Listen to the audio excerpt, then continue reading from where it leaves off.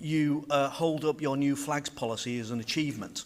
Do you really think most of the residents, the people who are receiving adult social care or SEND support, actually care about what your flags policy is for the courtyard where no one can see the flag? On reorganisation, you say that you recognise the City Mayor will make his submission, and I'm sure he will. He's been very clear about that. But you're waving the white flag before the fight has even begun. Why are we conceding ground to the city instead of standing up for Leicestershire? And finally, you praise the workforce, but then in the same position statement, you're potentially undermining them by talking about rigid office diktats and blaming them for things. So if staff are valued, why don't you trust them instead of lecturing them? Mr Chairman, these are questions that residents want answered. They don't want the spin, they don't want the attacks on people's integrity and professionalism. They don't want slogans. We don't need more expensive consultants.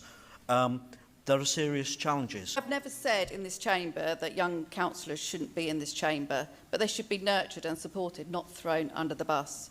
I've championed young people for the whole of the 7 years I was involved in the Children and Families portfolio and supported many young people move successfully into adulthood, so I take no lectures from anyone in this chamber. Notable achievements. So the new flag flying policy took 2 cabinet meetings because you called an emergency cabinet meeting, then got called in by the group leaders. The indicative cost of those 2 cabinet meetings and the scrutiny commission meeting was 6k. So you've actually cost taxpayers 6k by doing your flag flying policy just to fly a Union Jack in this quadrant that, like James has said, no one else can actually see. The £2 million that you moved, so it wasn't saved, it was moved from one budget line to another, is not new manual savings, it's just moved to a different budget line, so I don't really think you can declaim that.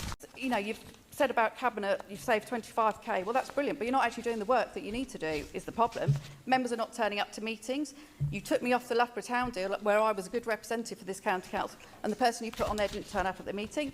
There's a fire authority meeting that your members didn't turn up, so you might well have saved money, but they're not representing our residents. But I believe the sort of people we want in are the people who have the experience and the depth of knowledge and the skills and the staff to be able to carry this out correctly and effectively. Now, there's sniggers, there's laughter. Remember, we've come in, we've had 5 months to build a cabinet, get people up to speed. 6 months ago, they were just sitting having a drink with their pals. Oh, I'll put my hand up for that. So it's been a massive change, and I'm proud of what we've done.